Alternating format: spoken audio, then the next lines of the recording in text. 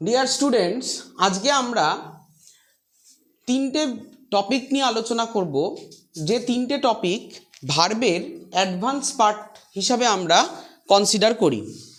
Number 1 হলো subject to, number 2 হলো not speak of oblique nothing speak of, and number 3 হলো B likely two. এই তিনটে পার্টই ভার্বের অ্যাডভান্স পার্ট হিসাবে কাজ করে। কিরকম? প্রথমেই আমরা চলে আসব সাবজেক্ট টু। সাবজেক্ট টুতে যখন আমরা আসছি, সাবজেক্ট টু বিষয়টা কি? সাবজেক্ট টুকে আমরা যখন ব্যবহার করব বাক্যে, দুটো অ্যাসপেক্টে ব্যবহার করব, তার অ্যাপ্লিকেশন দুটো ফর্মে আসবে। প্রথম অ্যাপ্লিকেশন আসবে সাবজেক্ট টু মানে অ্যাফেক্টেড বাই। 2 নম্বর অ্যাপ্লিকেশন আসবে সাবজেক্ট টু মানে আন্ডার দ্য অথরিটি অফ। তাহলে অ্যাফেক্টেড বাই এবং আন্ডার দ্য অথরিটি অফ, এই যে দুটো মিনিং, এই দুটো মিনিংয়ে আমি সাবজেক্ট টুকে ব্যবহার করতে পারি। এবার আমি সেন্টেন্সে আসি। প্রথমে আমি সেন্টেন্সে এক্সাম্পলে আসছি। Learning English, learning English is subject to practice. তার মানে কি? তার মানেটা হচ্ছে, এই যে এখানে সাবজেক্ট টুকে আমি ব্যবহার করলাম, এর মানেটা কি দাঁড়াচ্ছে? যে learning English is subject to practice. এখানে অ্যাফেক্টেড বাই আর আন্ডার দ্য অথরিটি অফ, এই দুটোর মধ্যে কোন মিনিংটা এখানে কাজ করবে? এখানে মিনিং কাজ করবে যে ইংলিশ শেখা, ইংলিশ শেখা বা শিখতে পারা, এটা নির্ভর করে কার ওপরে? না, এটা নির্ভর করে এটা প্র্যাকটিসের ওপরে। প্র্যাকটিসের ওপরে ইংলিশ শেখাটা নির্ভর করে। তাহলে এখানে এখানে কোন মিনিংটা ক্যারি করছে? এখানে মিনিংটা ক্যারি করছে আন্ডার দ্য অথরিটি অফ। অর্থাৎ আমি যত প্র্যাকটিস করব, the more I practice English, the more I learn English. এটার মানেটা হলো the more I practice English, the more I learn English. আমি যত ইংরাজি প্র্যাকটিস করব, আমি তত ইংরাজি শিখব। তার মানে হচ্ছে learning English is subject to practice. তাহলে সাবজেক্ট টুর এখানে অ্যাপ্লিকেশনটা কি? না, অ্যাপ্লিকেশনটা হচ্ছে আন্ডার দ্য অথরিটি অফ। আর একটা এক্সাম্পলে আমি আসছি, 2 নম্বর এক্সাম্পল। 2 নম্বর এক্সাম্পল বলছে কি? She is subject two depression. Depression কথার মানে কি? দেখো, ডিপ্রেশন কথার দুটো মানে আছে। ডিপ্রেশন কথার দুটো মানে, একটা জিওগ্রাফিক্যাল মিনিং আছে ডিপ্রেশন কথার, যেটা আমরা বলি নিম্নচাপ, অর্থাৎ জিওগ্রাফিক্যাল এর একটা মিনিং আছে, অ্যাসপেক্ট আছে। আর একটা মিনিং যেটা আছে সেটা হচ্ছে ডিপ্রেশন কথার মানে হচ্ছে হতাশা। হতাশা, যেটাকে আমরা বলি ডেসপেয়ার, হতাশা। তাহলে মেয়েটি, she is subject two depression, অর্থাৎ মেয়েটি হতাশার মধ্যে বা হতাশাগ্রস্ত বা হতাশার দ্বারা অ্যাফেক্টেড। হতাশাগ্রস্ত মানে হতাশা মেয়েটিকে যেন কি করেছে? কুড়ে কুড়ে খেয়েছে। তাহলে এখানে সাবজেক্ট টুর যে মিনিংটা, সাবজেক্ট টু, এই সেন্টেন্সে সাবজেক্ট টুর যে মিনিংটা, সেই মিনিংটার মানে হচ্ছে অ্যাফেক্টেড বাই। অর্থাৎ she is affected by depression, অর্থাৎ সে ডিপ্রেশনের দ্বারা ক্ষতিগ্রস্ত হয়েছে বা সে ডিপ্রেশনের দ্বারা হয় ক্ষতিগ্রস্ত। তাহলে সাবজেক্ট টুর যে ব্যবহার, সেই সাবজেক্ট টুর ব্যবহার আমরা দুটো রেসপেক্টে দেখলাম। এক হচ্ছে অ্যাফেক্টেড বাই, আর একটা হলো আন্ডার দ্য অথরিটি অফ। এবার আমরা যেটা পড়ব সেটা হচ্ছে not speak of, nothing speak of. Not speak of, nothing speak of. একটা কথা মাথায় রাখতে হবে, নট স্পিক অফটা যখন আমি বলবো, সেটা লিভিং বিংয়ের ক্ষেত্রে ব্যবহার করব। এবার লিভিং বিং বলতে অনেকের প্রশ্ন থাকে যে লিভিং বিংয়ের মধ্যে তো অ্যানিম্যালও বোঝায়, হিউম্যান বিংও বোঝায়। আমি কাকে ইন্ডিকেট করব? লিভিং বিংয়ের মধ্যে সবসময় আমি এখানে ইন্ডিকেট করব হিউম্যান বিংকে। আমি ইন্ডিকেট করব হিউম্যান বিংকে। আর নন লিভিং বিংয়ের মধ্যে আমি সেখানে অ্যানিম্যালকে রাখবো। অর্থাৎ নন লিভিংয়ের মধ্যে আমি শুধুমাত্র মানুষকে বাদ দেব, হিউম্যান বিংকে বাদ দিয়ে এক্সেপ্ট হিউম্যান বিং যা যা আছে ইনক্লুডিং অ্যানিম্যাল সবই নন লিভিংয়ের মধ্যে পড়বে। আর নাথিং স্পিক অফটা কি? নাথিং স্পিক অফটা আসবে কিসের মধ্যে? নন লিভিংয়ের মধ্যে। নন লিভিংয়ের মধ্যে নাথিং স্পিক অফটা আসবে। এবার এই নন লিভিং এর মধ্যে আমি কি আসবে, নন লিভিংটা হচ্ছে except human being. Non living এর মধ্যে আসবে এক্সেপ্ট হিউম্যান বিং।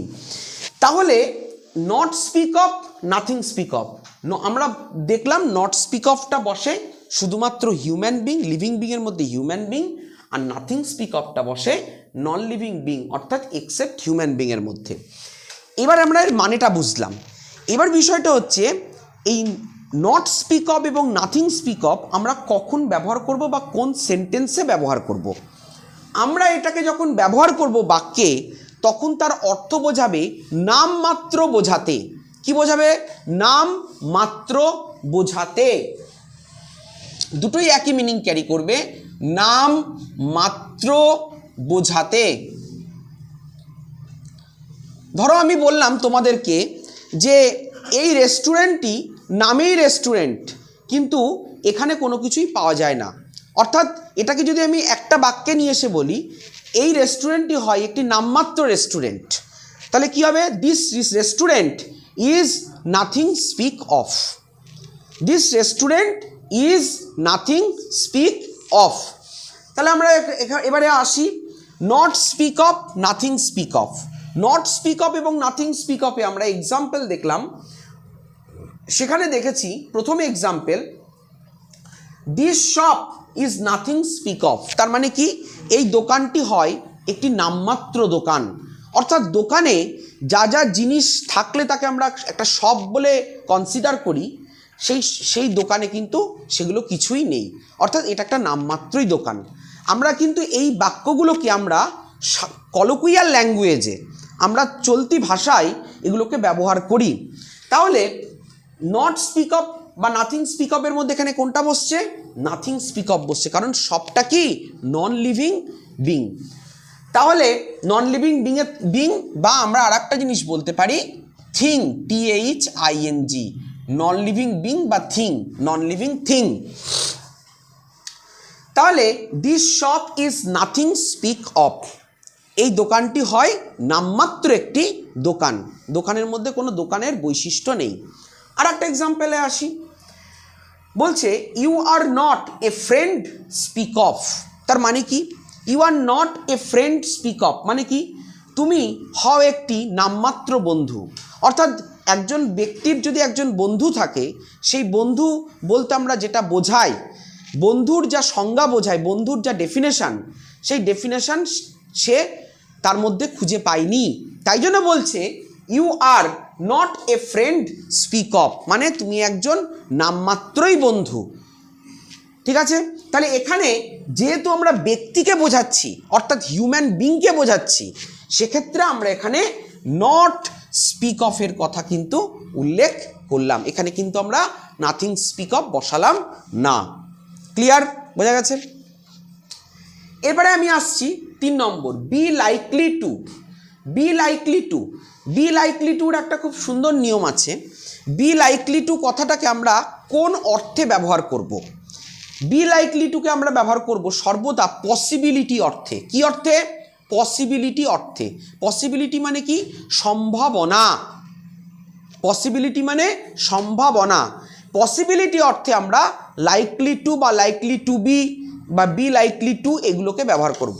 এবার তোমাদের মনে একটা প্রশ্ন আসতে পারে, বি লাইকলি টু কেন বলা হয়েছে, শুধু লাইকলি টু কেন বলা হলো না? সবার আগে এই প্রশ্নটা আসতে পারে যে বি কথাটাকে আমরা কেন ব্যবহার করলাম। এইটার মধ্যেই কিন্তু আমরা উত্তর পেয়ে যাব। কিরকম উত্তর? এখান থেকে আমরা দুটো উত্তর পাবো। এখান থেকে আমরা এই বি লাইকলি টু থেকে আমরা দুটো উত্তর পাবো। প্রথমত লাইকলি টু সম্ভাবনা অর্থে বসে, আর দ্বিতীয়ত হলো বি কথার মানে হচ্ছে এই লাইকলি টুর আগে আমরা যে ভার্ব, যে অক্সিলারি ভার্বটাকে বসাবো, সেই অক্সিলারি ভার্বটা বি ভার্ব। এবার আমাদের মনে রাখতে হবে বি ভার্বের মধ্যে কি কি থাকে। বি ভার্বের মধ্যে আমাদের থাকে অ্যাম, ইজ, আর, ওয়াজ, ওয়্যার, এই 5টা থাকে। এই 5টাকে আমরা বলি বি ভার্ব।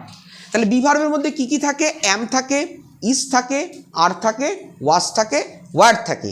তাহলে এই 5টা বি ভার্ব দিয়েই আমি কিন্তু বা এই 5টা বি ভার্বকে বসানোর পরে আমরা সর্বদা লাইকলি টু বসাবো, বা যদি আমরা এটাকে এইভাবে বলি যে এই 5টি বি ভার্ব বা লাইকলি টু যখন বাক্যে বসবে তার আগে এই 5টি বি ভার্বকে মধ্যে যে কোনো একটা বি ভার্বের নিয়েই বসবে লাইকলি টু, অন্য কোনো ভার্ব বসবে না, অর্থাৎ হ্যাভ ভার্ব, ডু ভার্ব এগুলোর পরে কখনো লাইকলি টু বসে না। তাহলে আমরা এখান থেকে দুটো কনসেপ্ট পেলাম, এই জন্য আমরা বি লাইকলি টু হিসাবে পড়ব। এবার এটা হচ্ছে কনসেপ্ট গেলাম। এবার আমাদের দেখতে হবে যে এই লাইকলি টু যখন বাক্যে বসবে তার একটা প্রপার স্ট্রাকচার নিয়ে বসবে। আমাকে স্ট্রাকচারটাও জানতে হবে। যদি আমি স্ট্রাকচারটা জানি তাহলে আমার সেন্টেন্স করতে খুব আমি ইজিলি সেন্টেন্সটাকে ফর্ম করতে পারবো। স্ট্রাকচারটা কি? স্ট্রাকচারটা হচ্ছে প্রথমে সাবজেক্ট বসাবো, তারপর বি বলতে কোনগুলো?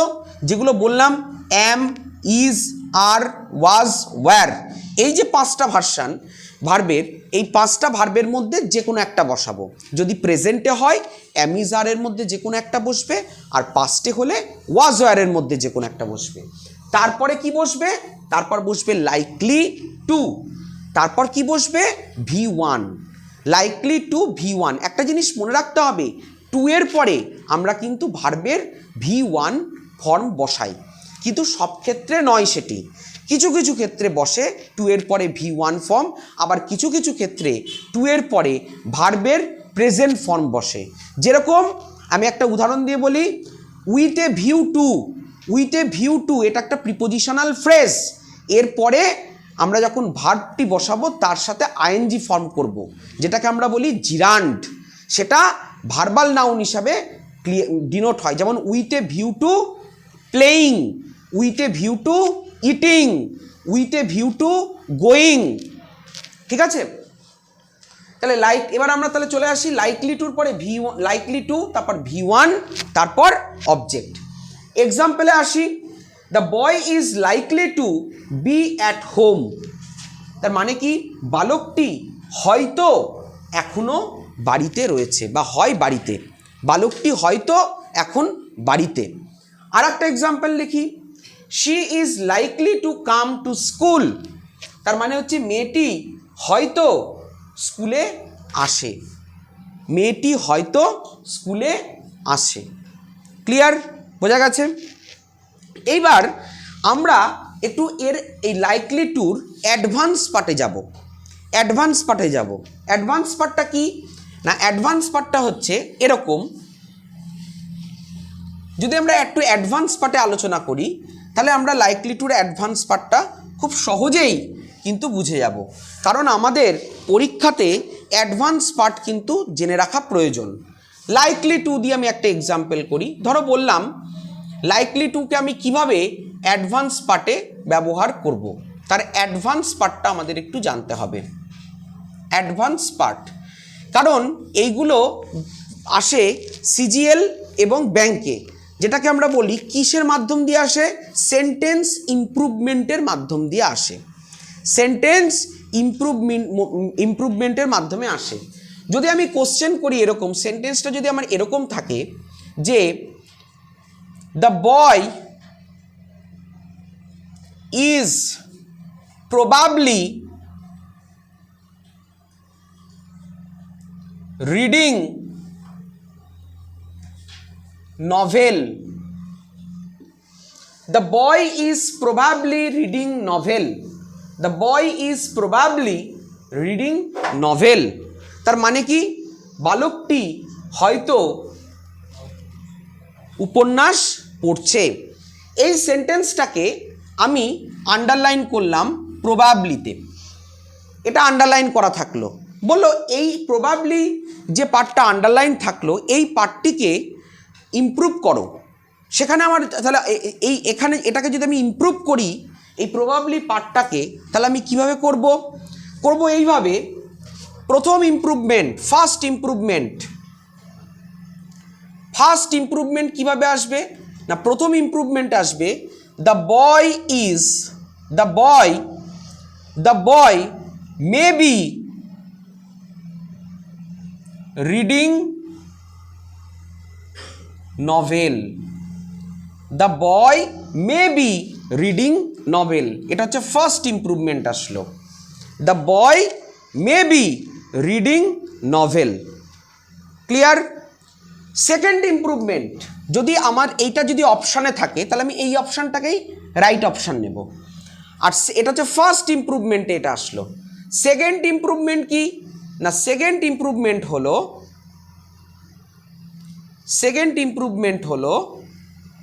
এই সেন্টেন্সের কোশ্চেনের, দ্য বয়